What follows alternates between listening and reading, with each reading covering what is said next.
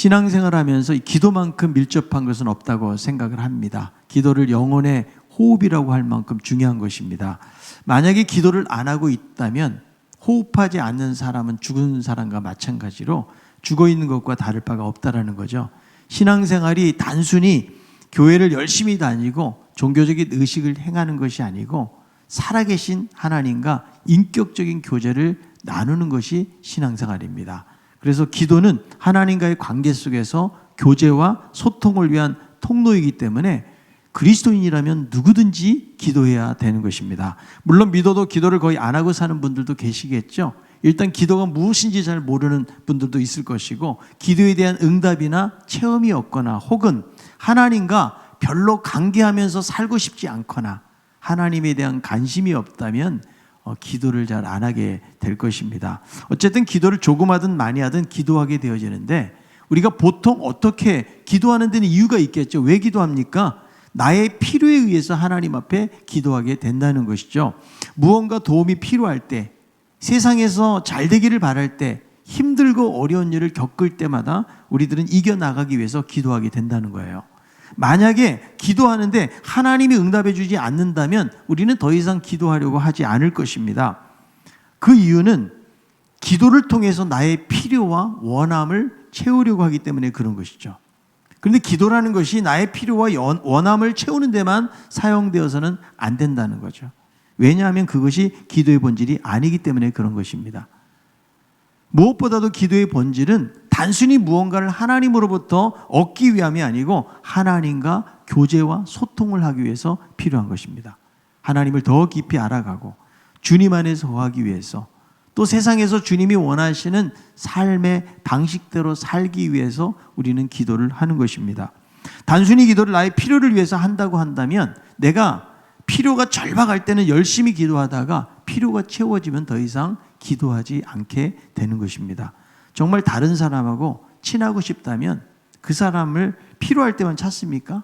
돈이 필요할 때, 위로가 필요할 때, 내가 정말 힘들 때 이렇게 찾다가 그 필요가 충족이 되어지고 더 이상 찾지 않는다면 좋은 관계가 될 수가 없다라는 것입니다. 정말 사랑하는 관계가 되면 도움이 필요해서 만나는 것이 아닙니다. 무언가 요구하기 위해서 만나는 것이 아니고 그냥 함께 있고 싶고 함께 대화하는 것이 좋기 때문에 그 사람을 만나는 것이죠. 여러분, 사랑을 해보면요, 항상 같이 있고 싶은 거죠. 주님을 사랑한다면 내가 주님을 통해서 무언가를 얻기를 바라는 부분들도 있지만 그냥 주님과 함께 대화하고 교제하고 소통하는 거, 교제하는 거, 이것이 즐거운 것이죠. 자칫하면 우리들의 기도가 내 필요에 대한 욕구 충족적인 원함만으로 끝나기가 쉬운데, 이 빌립보 교회를 향한 바울의 기도를 보면 자신의 필요에 대한 요구를 하고 있는 것이 아닙니다. 감옥이라는 열악한 환경 속에서 빌립보 성도들을 생각하면서 감사의 기도를 드리고 있습니다. 이 기도를 보면 형식적으로 서신을 쓸 때 의례적으로 쓰고 있는 것이 아니고, 말씀해 보니까 생각할 때마다, 빌립보 교인들을 생각할 때마다 감사하면서 기쁨으로 항상 간구하고 있다고 말씀하고 있습니다. 감옥에 있으면서 빌립보 교회 성도들을 생각할 때 너무나 고마운 거예요. 이방인들로 어렵게 시작된 이 교회가 처음부터 이제까지 마음이 변치 않고 복음을 위한 일에 함께 참여하는 성도들을 생각할 때에 너무나 고마운 거죠. 그래서 자신의 어떤 필요를 구하는 것들이 얼마나 많이 있겠어요, 감옥 속에서. 그런데 빌립보 교회 성도들을 향해서 축복하면서 그들을 위한 중보의 기도를 드리고 있다는 거죠. 자신의 필요보다 교회 성도들에 대한 기도를 앞세우고 있는 이유가 무엇일까요? 그것은 사도 바울이 빌립보 교회인들을 너무나 사랑했기 때문에 그렇다는 거죠. 자, 빌립보서 1장 7절에 있는 말씀인데요. 내가 너희 무리를 위하여 이와 같이 생각하는 것이 마땅하니 이는 너희가 내 마음에 있음이며 나의 매인과 복음을 변명함과 확정함에 너희가 다 나와 함께 은혜에 참여한 자가 됨이라. 여기서 생각한다는 말이 나오죠. 생각. 이것은 단순한 애정이나 감정적인 반응 정도를 말하는 것이 아니고요, 특별한 애정과 관심, 깊은 관심을 가지고 있다는 말입니다. 그래서 사도 바울이 뭐라고 그래요? 그 이유는 너희가 내 마음에 있음이요. 여러분, 한동안 인기 있는 그 대사가 있었어요. 내 안에 너 있다. 파리의 연인에서 드라마 이동건이 한 대사인데요. 무슨 말이에요? 내가 너를 그렇게 좋아한다. 내 가슴 속에 너를 품고 있다. 여러분, 사람을 사랑하잖아요. 그 사람이 내 마음에 가득 차게 되는 거죠. 내 안에 너가 있다는 것은 내가 너를 최고로 좋아한다는 말이에요. 그래서 이 빌립보교의 성도들을 향한 바울의 고백을 드라마에서 베낀 거예요. 오늘 말씀에 너희가 내 마음에 있음이요. 이 말이 뭐 낭만적이고 세상적인 사랑을 말하는 것은 아니지만 얼마나 성도들을 마음에 품고 사랑하고 있는지를 알 수가 있다는 거죠. 자, 그러면서 1장 8절에서는 이렇게 말씀합니다. 내가 예수 그리스도의 심장으로 너희 무리를 얼마나 사모하는지 하나님이 내 증인이시니라. 예수 그리스도의 심장으로 사랑한다. 심장은요, 인간의 어떤 그 장기를 지칭하는 말인데 사람의 깊은 감정, 애정을 표현할 때 이런 단어들을 쓰죠. 우리들도 여러분 흥분하면 어때요? 심장이 막 뛴다고 그러고 간이 콩알만해졌다고 그러고 간이 부었다 이런 말을 쓰고 있잖아요. 그래서 인간의 감정 깊은 곳에서 나오는 애정과 열정을 표현할 때에 이런 표현들을 쓰고 있는 거죠. 그래서 주님께서 마음 깊은 곳에서 사람들을 사랑하듯이 불쌍히 여기듯이 그 그리스도의 심장을 가지고 빌립보 성도들을 내가 그렇게 사랑한다. 그러니까 하나님이 내 증인이라는 말을 하는 것은 하나님 앞에서도 얼마나 그가 이 빌립보교의 성도들을 사랑하는지를 지금 보여주는 그런 표현을 하고 있는 것이죠. 우리도 한번 해봅시다. 옆에 있는 분에게 내 안에 너 있어. 내가 그리스도의 심장으로 사랑합니다. 여러분, 이렇게 성도들을 마음에 품고 있으니까 항상 감사하면서 하나님 앞에 기도하고 있는 거죠. 그래서 우리들도 누군가를 진정으로 사랑하게 되잖아요. 그러면 마음에 품게 되고 그 사람을 생각하면서 기도하게 되는 거예요. 그래서 저는 이 성도 안에서 이루어지는 코이노니아, 영적인 깊은 사귐이 있는 거죠. 비록 떨어져 있지만 늘 그 사람을 생각하면서 마음으로 그 사람이 필요할 때 이런 형편 속에서 이 사람이 무엇이 필요할까? 지금 이 사람이 가장 원하는 것이 무엇일까? 그 사람을 생각하면서 늘 간구하고 기도한다는 것이 얼마나 중요한지 모르겠어요. 저는 제 아내하고 대학 때 만났어요. 잠깐 사귀다가 헤어지고 거의 3년 동안 헤어져 있다가 다시 만났어요. 그래서 1년 동안 교제를 하고 결혼을 하게 되었는데 제 아내랑 한 3년 정도 떨어져 있다가 다시 만났을 때 제 아내가 저에게 3권의 책을 줬어요. 그 책이 뭐냐? 3년 동안 쓴 일기장을 저에게 준 거예요. 보통 일기장 안 주잖아요. 근데 거기에는 날마다 하루의 삶을 정리하는 기도의 내용들이 빼곡하게 거기에 적혀 있었어요. 그래서 저는 그 일기장을 보면서 얼마나 저를 위해서 기도했는지. 저하고 헤어졌잖아요. 그러니까 하나님 이 사람 다시 나에게 오게 해주세요. 이런 기도는 아니더라고요. 그런데 저에게 정말 필요한 기도를 그때그때마다 한 거예요. 제가 가난하고 가진 게 없으니까 등록금 때가 되면은 하나님 저 사람에게 등록금 주세요. 시험 볼 때는 시험 잘 보게 해주세요.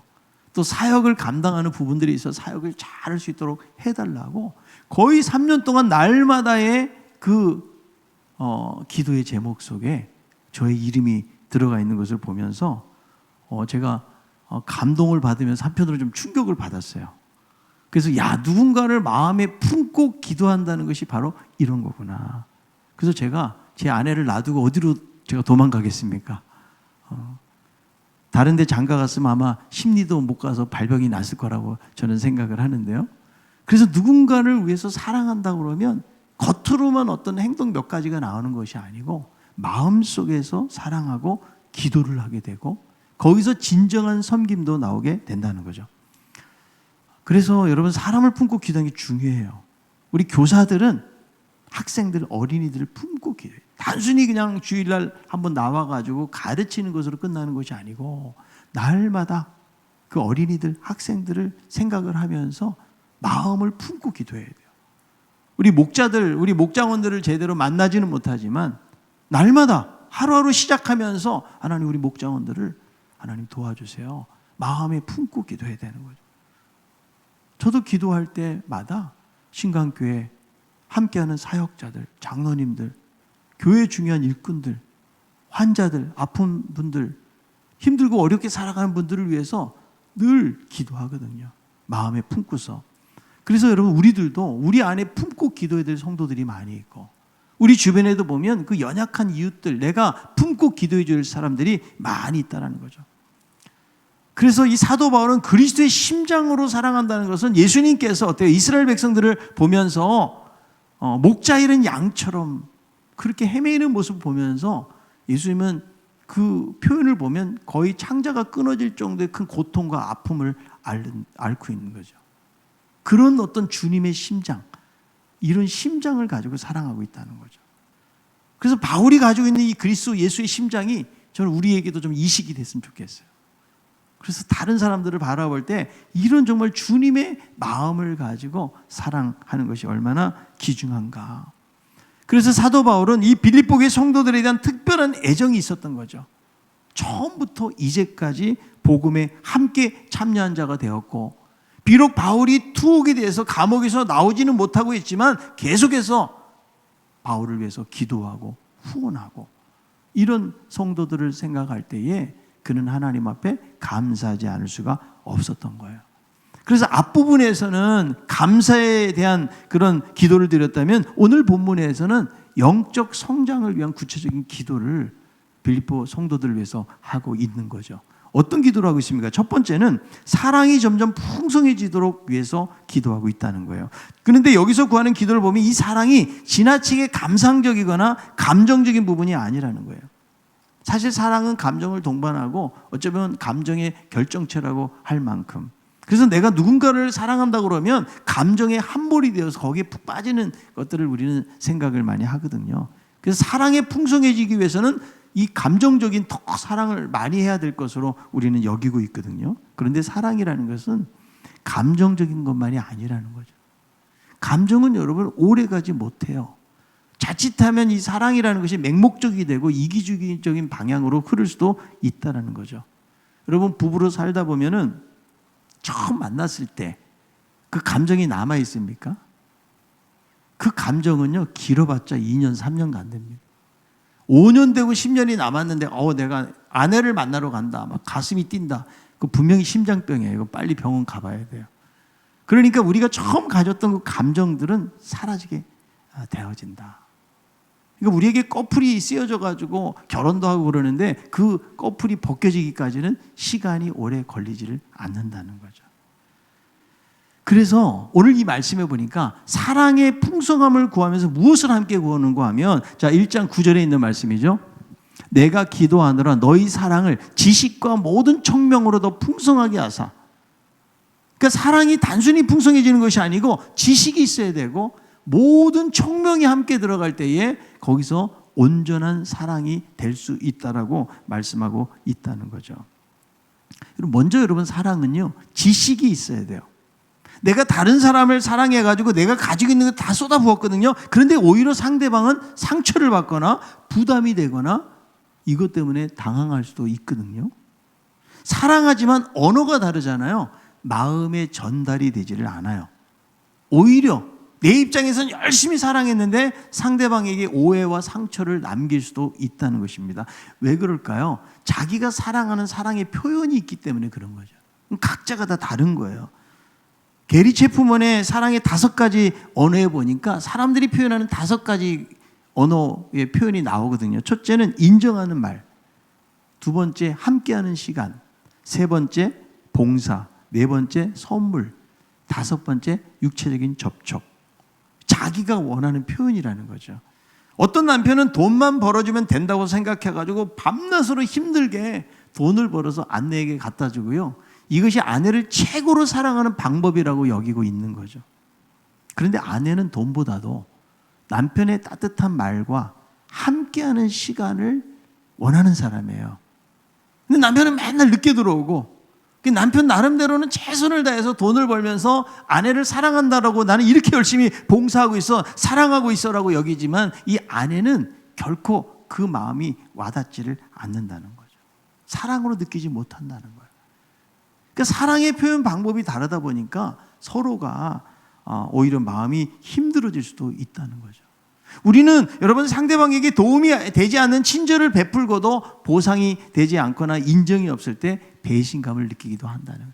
그래서 여러분 사랑에 정말 필요한 것이 무엇이냐? 지식이 있어야 돼요. 사랑에. 지식이 더해져야 풍성해지는데 여기서 말하는 이 지식이라는 것은 실제적인 온전한 알을 말하는 거예요. 추상적인 피상적인 이런 알미 아니고 그리고 특별히 오늘 본문 속에서 말하는 지식은 영적인 지식. 하나님을 아는 지식이 함께 있어야 된다.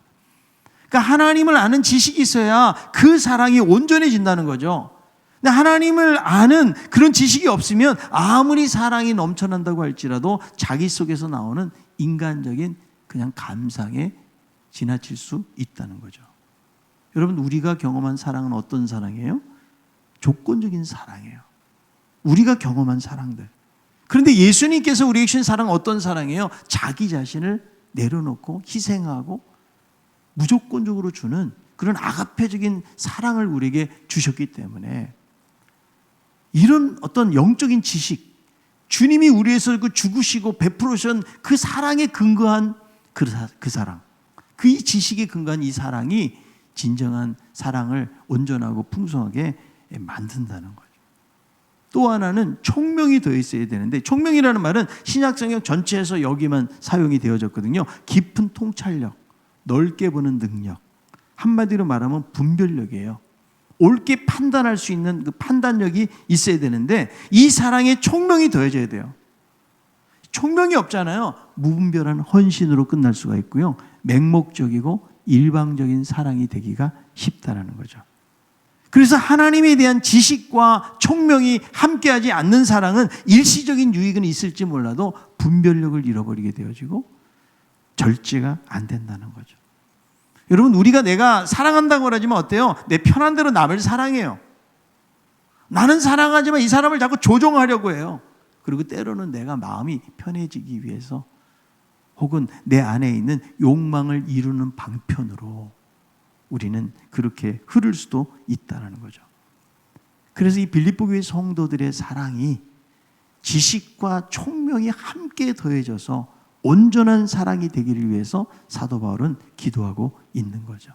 저는 우리 신강교회 우리 성도들도 사랑으로 끝나는 것이 아니고 지식과 총명이 더해져서 정말 주님이 기뻐하시고 원하시는 그런 온전한 사랑의 자리까지 성장해 갈 수 있는 우리 성도들이 될 수 있기를 바랍니다. 두 번째로는 진실하여 허물 없이 그리스도의 날에 이르도록 기도하고 있어요. 자, 1장 10절입니다. 너희로 지극히 선한 것을 분별하며 또 진실하여 허물 없이 그리스도의 날까지 이르고. 두 번째 기도의 제목인데요. 자, 사랑에 풍성해질 뿐만 아니라 지극히 선한 것을 뭐 하도록? 분별하도록. 이 분별이라는 말은 시험하고 검증한다는 그런 말이거든요. 그러니까 무엇이 특별하고 가치 있는 것인지 구별해 낼 줄 아는 것. 이게 참 필요해요. 여러분 사람은요 누구나 자기가 중요하게 여기는 가치에 의해서 움직이게 되어 있거든요. 그렇다면 내가 가장 중요하게 여기고 있는 가치는 어떤 가치일까요? 가장 중요한 가치는 무엇일까요? 생각을 가장 많이 하는 거. 시간을 내고 돈을 사용하는 거. 어디에 가장 많은 에너지를 쓰고 있느냐에 따라서 그 사람의 삶은 달라져요. 추구하는 가치가 다르다는 거죠. 그런데 여러분 분별력이 없잖아요. 잘못된 가치에 빠지게 되어지고 그것으로 인해서 눈이 멀어지고 노예가 될 수가 있다는 거죠. 그래서 우리들은 무엇이 선한 것인지 무엇이 옳은 것인지 잘 분별할 수 있는 분별력이 필요하다는 거예요. 세계적인 바이올리니스트 김민지 씨가 2010년 11월에 런던의 전철역 부근에서 전 세계 450대밖에 없는 스트라디바리우스 이 바이올린을 도난당했어요. 신고를 한 거죠. 런던에서 다른 역으로 가던 중에 잠시 샌드위치와 커피를 고르기 위해서 바이올린을 옆에다 놔뒀는데 그때 3명의 도둑이 가져가 버린 거예요. 이 300년 된 바이올린은 영국 펜으로부터 장기 임대를 받았는데 그 당시 가격이 21억이에요. 그리고 거기에 2천만 원짜리 활이 2개 있었다는 거예요. 근데 결국 이 범인, 공범 2명이 잡혀가지고 재판을 하는데 재미있는 것은 이렇게 엄청나게 비싼 바이올린을 인터넷 카페에다가 내놨어요. 얼마 내놨는지 아세요? 18만 원에. 수십억 원짜리를.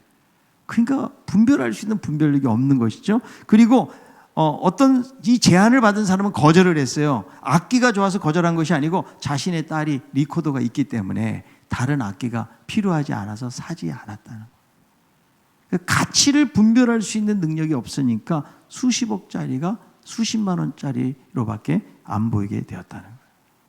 그래서 지극히 선한 것이 무엇인지를 분별할 수 있는 분별력. 그래서 우리 그리스도인들은 어떤 것이 중요한지 옳은 것인지 알 수 있는 이 분별력을 가져야 우리가 건강한 그리스도인으로 살아갈 수가 있다는 거죠. 그런데 우리가 신앙적으로 어린아이로 남아있으면 분별력이 없는 거예요. 여러분, 아이들은 분별력이 없잖아요. 그래서 성장해야 돼요. 근데 교회를 오래 다녀도 성장하지 않잖아요. 분별력이 없는 거예요. 그냥 여기에 휩쓸리고 저기 휩쓸리고 무엇이 옳은 것인지를 정확히 판단하거나 깨닫지 못하는 삶을 살아가게 될 때가 많이 있거든요. 여러분, 우리는 아기로 있는 것이 아니에요.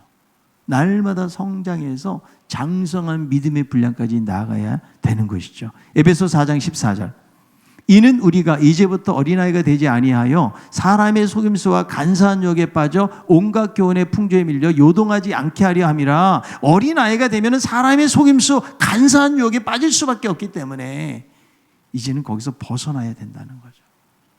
특별히 우리는 여러분이 마지막 때를 살아가면서 무엇이 선한지, 무엇이 옳은 것인지, 무엇이 말씀 가운데서 그것이 주어진 것인지에 대해서 우리가 분별할 수 있는 분별력이 필요한 거예요. 히브리서 5장 14절. 단단한 음식은 장성한 자의 것이니 그들은 지각을 사용함으로 연단을 받아 선악을 분별하는 자들이니라. 그래서 선한 것이 무엇인지를 깨닫도록 하기 위해서 분별력을 달라고 기도하고 있는 거예요. 또 진실하여 허물 없이 그리스도의 날까지 이르고라는 그런 기도하는데요. 이 진실하다는 말은 고대의 도자기들하고 관련이 있습니다. 고대 도자기들을 이제 가마에 굽잖아요. 그러면 금이 많이 갔어요. 그래서 도자기에 금이 많이 가면 이거 폐기 처분을 해야 돼요. 그런데 상인들이 밀랍으로 보수를 해가지고 육안으로 잘 보이지 않게 파는 거죠. 그런데 햇빛에다 비춰보면 보수한 것이 드러나게 되어지는데 사람들이 이 도자기는 밀랍하지 않았습니다. 이런 문구를 붙였는데 신시어라는 말이 진실한이라는 영어의 그 말이거든요. 그것을 붙였다는 거죠. 베드로후서에도 여러분 이 말씀이 나오는데 이 단어가 나오는데요. 진실이라는 말은 태양 광선, 판단을 의미하는 말이에요. 마치 도자기가 금이 갔는지 안 갔는지 태양에다 비춰보듯이 하나님의 판단의 빛을 통과하는 그 진실함. 그러니까 여러분 얼마나 놀라운 거죠. 사랑에도 여러분 거짓된 사랑들이 얼마나 많은지 몰라요. 그래서 하나님의 지식과 총명 안에서 분별된 사랑이 있어야 되는데 여러분 거짓 선생들, 이단들은 어때요? 성도들을 막 현혹하는 거예요. 선물로 여러 가지로. 그래서 거짓된 것으로 다가오고 있지만 우리 그리스도인들에게 정말 필요한 것은 바로 진실함이라고 말하는 거죠. 고린도서 1장 12절에요. 우리가 세상에서 특별히 너희에 대하여 하나님의 거룩함과 진실함으로 행하되 육체의 지혜로 하지 아니하고 하나님의 은혜로 행함은 우리 양심이 증언하는 바니 이것이 우리의 자랑이라.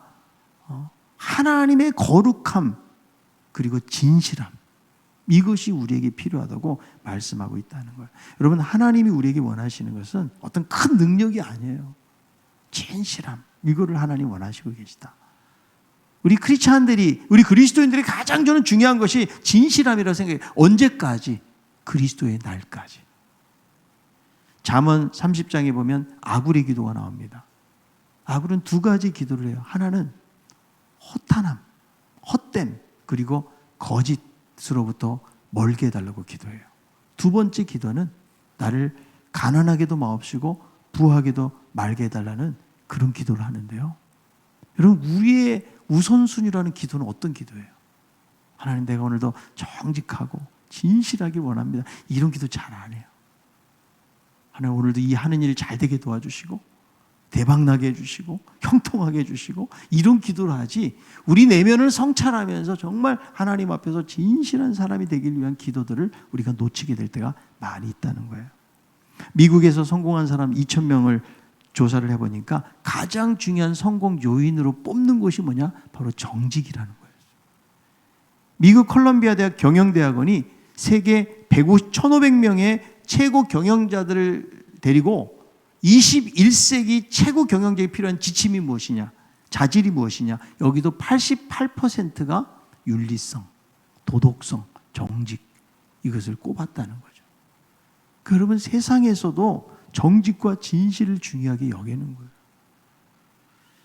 여러분, 사람을 볼 때 누구를 믿습니까? 말을 잘하는 사람을 믿나요? 사기꾼들이 말을 얼마나 잘하는지 몰라요. 사람의 마음을 사로잡을 만한 말재주가 그들에게 있는 거죠. 이것만 가지고 말 잘하는 것으로 인간성을 여러분, 우리는 알 수가 없다는 거죠. 얼굴이 대단한 훈남이에요. 그리고 정말 아름다운 미인. 이 사람이 나에게 말을 건다면 그 사람이 진실할 것이라고 다 믿고 싶잖아요. 어디에 속는 거예요? 외모에 속아가지고. 그러나 인간적인 매력만 가지고는 그 사람의 인간성을 알 수가 없다. 여러분, 어떤 사람이 정말 좋은 사람이에요? 무언가 진정성이 있는 사람 아니에요. 진실한 사람. 야, 저 사람은 변하지 않아. 정말 진국 같은 사람이야. 이런 말들 하지 않습니까? 그래서 우리 그리스도인들에게는 진실함을 지키는 거예요. 왜 그래야 됩니까? 우리 주님이 진실하시기 때문에. 주님의 그 십자가의 사랑은 진실한 사랑이에요. 무언가를 보상받기 위해서 어떤 요구하고 조건을 건 것이 아니라는 것이죠. 우리 예수님은 죄인들을 위해서 자신을 내려놓으시고 수치와 고난을 받으신 고귀하고 진실한 사랑을 우리에게 보여주셨기 때문에. 저 사람은 참 능력 있는 사람이야, 이런 말을 내가 못 듣는다 할지라도 저 사람은 정말 예수 믿는 사람인데 진실한 사람이야. 이런 말을 들을 수 있는 우리들 모두가 다 되기를 바랍니다. 또 하나는 허물 없이라는 말인데요. 다른 사람에게 걸려 넘어가지 않는. 그러니까 이 허물 없다는 말은요, 자기 양심에도 갇히게 안 되고 다른 사람에게도 폐를 끼치지 않는 어떤 것을 의미하는 거죠. 그 진실함이라는 것이 내적인 온전함이라면 허물이 없다라는 것은 외적으로 볼 때도 남에게 피해를 주지 않는 깨끗함, 온전함을 의미하는 거죠. 그러니까 내적으로나 외적으로 부족함이 없는, 자기 양심을 바라볼 때도 가책이 없고, 그리고 다른 사람에게도 폐를 끼치지 않는 그런 온전함을 위해서 기도하는 거예요. 언제까지? 주님이 오실 때까지. 여러분, 우리가 내적으로 외적으로 온전해질 수 있습니까? 우리 가운데 여러분, 거짓 없는 사람이 어디 있어요? 우리 가운데 정말 진실한 사람이 어디 있냐고요? 거짓 없고 진실한 분은 예수 그리스도밖에 없는 거예요.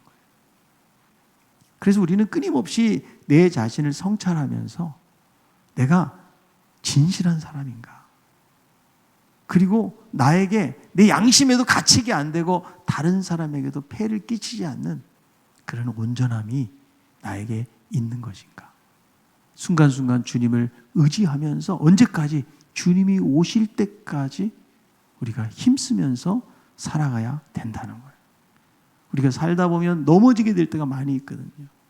내 자신을 돌아볼 때 정말 정직하지 못하고 거짓된 세상 속에서도 우리를 함께 타협하면서 그렇게 살아갈 때가 참 많이 있잖아요. 우리 날마다 주님 앞에 내 자신의 부족함을 고하면서 진실하신 주님, 나를 좀 진실케 하여 주옵시고, 그리고 허물 없는 삶으로 그리스도의 날까지 이르기를 원합니다.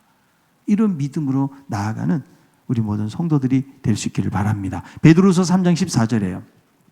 그러므로 사랑하는 자들아, 너희가 이것을 바라보나니 주 앞에서 점도 없고 흠도 없이 평강 가운데 나타나기를 힘쓰라. 그러니까 주님이 오실 때까지 점도 흠도 없는 사람으로 나타나기를 힘쓰라고 말하고 있죠. 데살로니가전서 3장 13절, 너희 마음을 굳건하게 하시고 우리 주 예수께서 그의 모든 성도와 함께 강림하실 때에 하나님 우리 아버지 앞에서 거룩함에 흠이 없게 하시기를 원하노라. 거룩함에 흠이 없는 그런 상태로 잘 보존되기를 위해서 기도하고 있는 거예요. 우리 사랑하는 신강교회 우리 성도님들은 정말 진실할 수 있기를 바랍니다. 그리고 허물 없이 그리스도의 날까지 이룰 수 있기를 바랍니다. 마지막 세 번째로는 의의 열매가 가득해서 하나님의 영광과 찬송이 되기를 위해서 기도하고 있는데요. 의의 열매가 가득하다고 그랬는데 의의 열매는 무엇입니까? 주님으로 말미암아 구원받았기 때문에 거기에 합당한 삶의 증거예요. 성령을 통해서 변화되어지는 인격적인 열매들을 말하는 거죠. 여러분, 내가 옛사람으로 살 때는 옛 성품을 가지고 산 사람들이죠. 그런데 예수 그리스도가 우리 안에 오시면서 우리의 삶이 변화가 되고 거기서 무엇이 맺혀져요? 구체적인 삶의 열매들이 맺혀지게 된다는 거예요. 그러니까 내가 세상에서 얼마나 많은 업적과 성취를 했느냐의 문제가 아니고 예수 그리스도를 믿음으로 말미암아 어떤 변화가 생겨났느냐 하는 거예요. 여러분, 이게 정말 중요해요. 내가 예수 믿어가지고 세상에서 얼마나 건강하고 형통하고 잘 되었는가, 이거보다 더 중요한 것은 내가 어떤 인격적인 삶의 열매를 맺어가고 있는 것인가. 내가 예수 믿으면서 변화된 것이 무엇인가. 이거를 여러분 생각해야 돼요. 그런데 이 열매는 내 스스로 노력만 한다고 맺어지는 것은 아니에요. 이 열매는 말씀에 보면 포도나무에 가지가 붙어 있으면 저절로 열매를 맺는 것처럼 주님과 바른 관계 속에서 있잖아요. 그러면 열매는 저절로 맺혀져요. 아멘. 자, 요한복음 15장 4절이에요. 내 안에 거하라 나도 너희 안에 거하리라. 가지가 포도나무에 붙어있지 아니하면 스스로 열매를 맺을 수 없음같이 너희도 내 안에 있지 아니하면 그러하리라. 주님 안에 있을 때에 거기서 열매는 맺어지게 되어진다. 여러분, 성질이 팍팍한 사람도요, 예수 믿으면 어떤 열매가 맺혀져요? 온유한 사람으로 변화가 될 줄로 믿습니다. 야고보 요한이요, 별명이 뭐예요? 우리의 아들이에요. 왜 그럴까요? 아주 거칠고 공격적인 사람이었거든요. 그래서 사마리아 사람들이 예수님의 메시지에 응답하지 않자 뭐라고 말했는지 아세요? 하늘에서 불이 떨어져서 저 사람들 다 불태워버려야 된다라고 말했던 사람이에요. 그런데 예수 만나고 나니까 어떻게 사도 요한, 사랑의 사람으로 변화가 되었다는 거죠. 자기밖에 모르는 이기적인 사람도 믿음이 들어가잖아요. 그러면 다른 사람을 사랑하고 섬기는 사람으로 변화가 돼요. 세상의 쾌락에 빠져가지고 쓸모없는 삶을 살고 남에게 피해만 주던 사람도 예수 믿으면 선해지고 다른 사람들을 위해서 나누고 돕고 섬기는 이런 사람으로 변화가 되는 거예요. 왜 그럴까요? 주님이 내 안에 계시기 때문에. 이제 우리가 맺는 열매는 달라지는 거죠. 로마서 6장 22절. 그러나 이제는 너희가 죄로부터 해방되고 하나님께 종이 되어 거룩함에 이르는 열매를 맺었으니 그 마지막은 영생이라. 이 죄로부터 해방되었고요. 누구의 종이 됐어요? 하나님의 종이 되어서 이제는 거룩함에 이르는 열매들을 맺게 되었다는 거죠. 하나님이 이것을 기대하는 거예요. 그래서 여러분, 사도 바울이 빌립보 교회 성도들 위해서 기도하는데 무슨 기도하겠어요? 빌립보 교회 성도들도 살기가 어려워요. 힘든 사람들이 많이 있는 거죠. 이들이 가정적으로 물질적으로 변화되어지고 사업이 잘 되고 그리고 빌립보라는 도시에서 아주 영향력 있는 자리에 올라가기를 위해서 기도하고 있나요? 그런 기도하지 않아요. 오직 의의 열매를 맺어서 하나님께 영광과 찬송이 되기를 위해서 기도하고 있다는 거죠. 여러분, 우리들도 의의 열매를 믿잖아요. 그러면 하나님께 영광을 돌리고 찬송이 된다는 의미가 아니고 우리 자체가 하나님의 영광이요 하나님의 찬송이 된다는 거죠. 우리는 여러분 세상에서 하나님의 영광의 빛을 드러내는 사람들이에요. 아멘. 오늘날 여러분 기독교가 얼마나 세상 사람들로부터 그야말로 골칫덩어리처럼 이런 이상한 집단처럼 오인되고 그 신뢰들을 얼마나 많이 잃어버렸어요. 우리가 의의 열매, 인격적인 삶의 열매를 통해 가지고 우리를 보면서 야, 하나님이 이런 분이구나. 하나님을 믿는 사람들이 이렇게 살아가는구나. 그분의 영광을 드러내고 그분의 어떤 찬송이 되는 그런 삶을 살기를 위해서 기도하고 있는 것이죠. 저는 이 빌립보서에 있는 이 말씀을 보면서 나도 좀 이런 기도를 좀 더 해야겠구나. 우리 성도들을 바라보면서 이 세 가지의 기도 너무 귀중한 기도더라고요. 여러분들이 2021년도를 시작하면서 어떤 기도로 시작을 하고 있나요? 어쩌면 현실에서 내가 해결돼야 될 많은 문제들이 여러분 우리들의 기도의 주를 이루고 있지는 않습니까? 내가 그리스도 안에서 영적으로 성장하기 위한 이런 기도, 사랑에 풍성해지되 주님 안에서 총명과 지식이 가득한, 그리고 지극히 선한 것을 분별할 줄 알고, 그리고 진실함과 허물 없이 그리스도의 날에 이르는 의의 열매를 맺어가지고 하나님의 영광과 찬송이 되게 해달라는 이런 기도가 우리 신강교회 우리 성도들의 기도가 될 수 있기를 바랍니다. 물론 우리가 살아가면서 해결돼야 될 문제들이 많이 있어요. 하나님 앞에 기도의 제목들이 너무나 많이 있어요. 물론 그것도 기도해야 돼요. 그러나 정작 우리가 하나님 앞에서 원하는 것은 뭐예요? 주님이 오실 때까지 정말 주님 모습 닮아가는 이런 아름다운 삶의 열매를 맺고 선하게 살아가는 거 하나님이 기대하고 계시기 때문에 그것을 위해서 또 기도하고 우리들도 그런 사람으로 세워져 가는 그런 아름다운 역사가 있기를 원합니다. 여러분, 우리는 코로나로 인해서 2021년도도 힘겹고 어렵게 시작을 하고 있습니다. 그러나 하나님이 나의 삶을 통해서 이루기를 원하시는 그런 하나님이 원하시는 삶의 모습이 무엇인가? 이것을 돌아보면서 날마다 영적으로 성장해서 예수 닮는 모습으로 하나님의 영광과 찬송이 되는 삶을 살아갈 수 있는 우리 모든 성도들이 다 될 수 있기를 바랍니다.